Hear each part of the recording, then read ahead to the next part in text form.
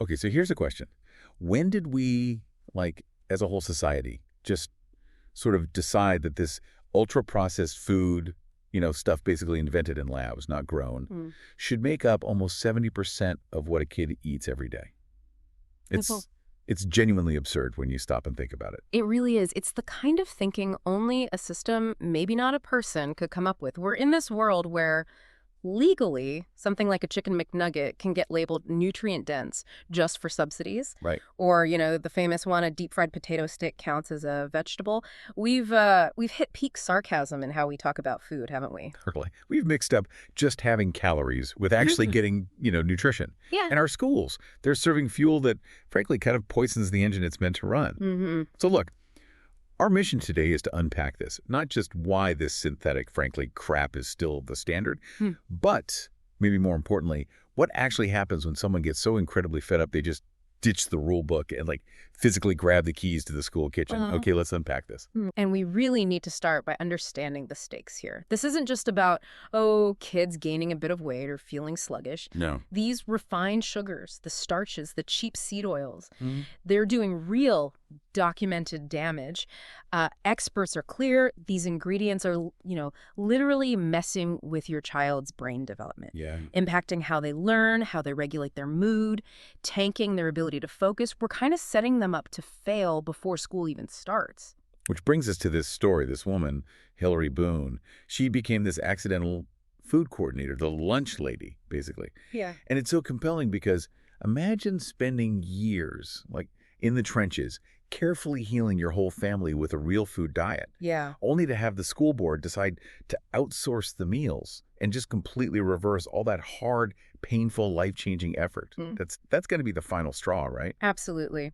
Her stepping into that kitchen wasn't a career choice. It was pure necessity, driven by this really deep understanding of food as medicine. I mean, her personal story is intense. She dealt with infertility herself, then had 5 kids facing really serious stuff, eczema, epilepsy, significant speech delays. And on top of all that, she was dealing with her husband having cancer and her father declining with Alzheimer's. Wow. So she saw it all firsthand. The usual fixes, they just weren't cutting it. And food was the real lever. She really did. So when the school expanded and this outsourced catering company came in serving, standard institutional sludge, it just flew in the face of everything she believed about ancestral nutrient-dense food. She felt totally betrayed. Yeah, I get that. She tried volunteering first, right, as a coordinator, a consultant, trying to nudge them.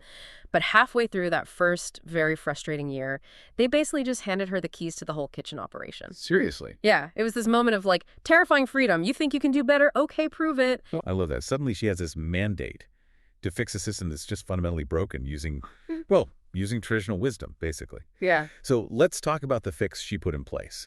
This wasn't about, low-fat yogurt and counting calories. What? Oh. This was a pretty radical return to old-world eating. I want you, listener, to picture a school lunch that looks absolutely nothing like that gray, steamy stuff you probably remember.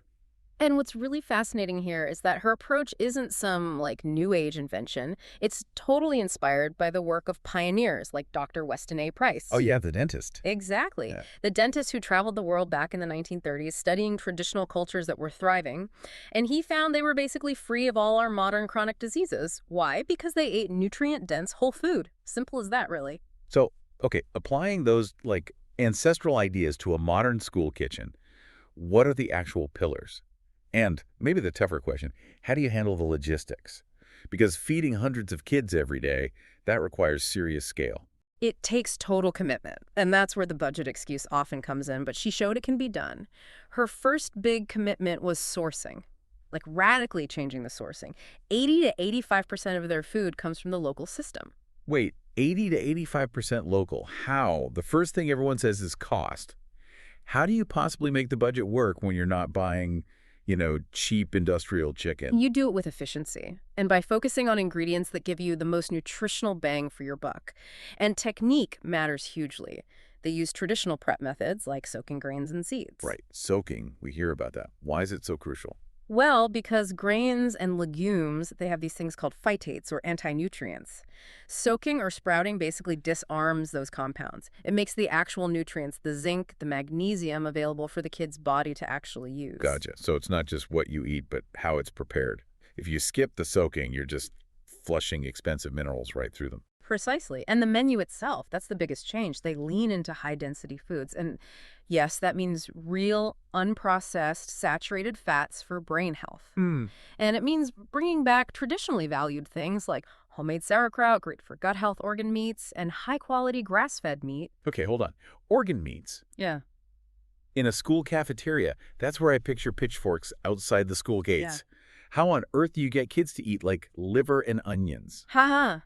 You don't serve liver and onions. That's the secret. You learn to sneak it in. Hide it in meatballs or meatloaf, maybe in a really rich bone broth. It becomes part of this satiation secret. Remember the whole fat-free craze? Oh, yeah.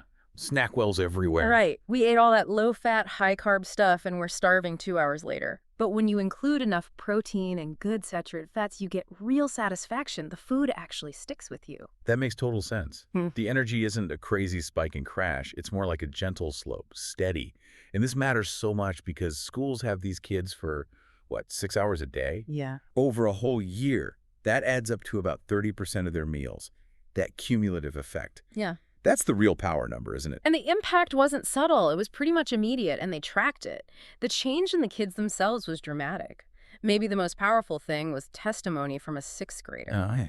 He described his life before the food change as feeling up and down all day long, riding those awful blood sugar waves that make you irritable, unable to focus, prone to acting out. Sure. After the change, he just said, now I just feel even and steady. Wow, that quote it's phenomenal because it shows kids are actually really aware of how they feel inside.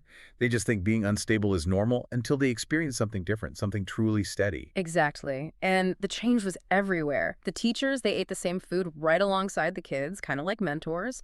They reported coming back to class feeling satiated and satisfied. The whole classroom vibe shifted. Kids were more engaged, they seemed happier, more joyful, and it even spilled over into homes.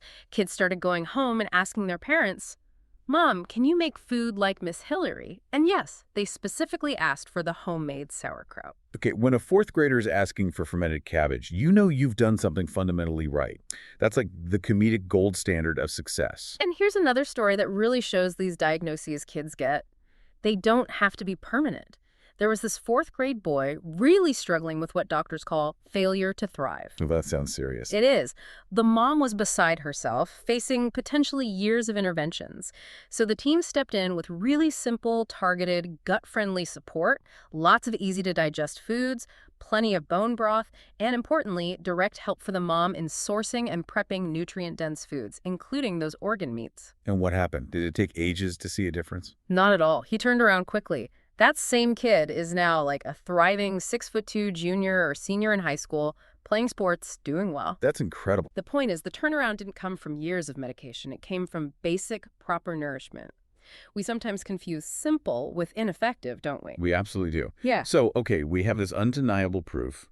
This model works, it helps kids, it changes classrooms.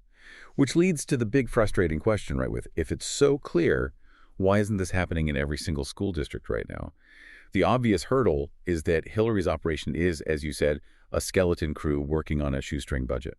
Yeah, and if we connect this to the bigger picture, the reason it doesn't scale easily is because it directly challenges a huge, very profitable industrial food system. The inertia against this kind of change is massive.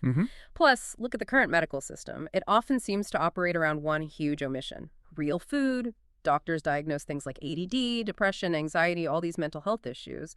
But how often is the kid's actual diet seriously factored into the assessment? It feels like it's way easier and definitely more profitable for, everyone except the patient to just prescribe medication for the symptom instead of digging into the root cause, the food. That's the core conflict, really. And even when you see movements trying to address this, like the food is medicine idea, often they fall short. How so? It sounds good. It sounds promising. But then you look closer at what they actually recommend, and it's still based on the same old broken dietary guidelines. They might suggest things like apple cobbler, mac and cheese, maybe Cheerios. Wait, Cheerios as medicine? Well, maybe fortified, maybe low-fat versions, but they're still fundamentally processed carbohydrates and sugars. So they're kind of hijacking the language of food as medicine, but filling it with the same stuff that spikes blood sugar and causes the problems in the first place. Why are those things broken? Because they still fail that basic test of nutrient density and blood sugar stability. You can serve low-fat mac and cheese, sure, but if it's mostly refined wheat and lacks good fat or enough protein, that kid is still going to crash 2 hours later. Right. Leading back to the focus issues, the mood swings.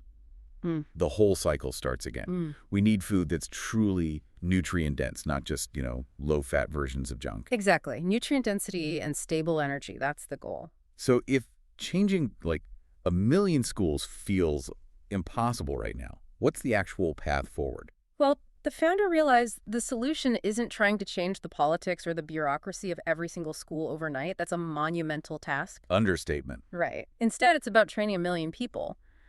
We need to empower chefs, nutritionists, culinary grads who are passionate about this. Give these people the tools, the resources, the ongoing support. Because often they end up being the lone soldier fighting the system inside their own school or community. Oh, okay. So build the army first. Exactly. Support the grassroots. Give those foot soldiers what they need to win the battle, one kitchen, one school at a time. So what does all this mean for you listening right now? I think the biggest, most hopeful point here is we really need to give kids more credit. When you give them the information, and more importantly, when you let them actually feel the difference good food makes in their bodies, that steady energy, that clear thinking, they naturally move towards it. They choose feeling good over feeling bad.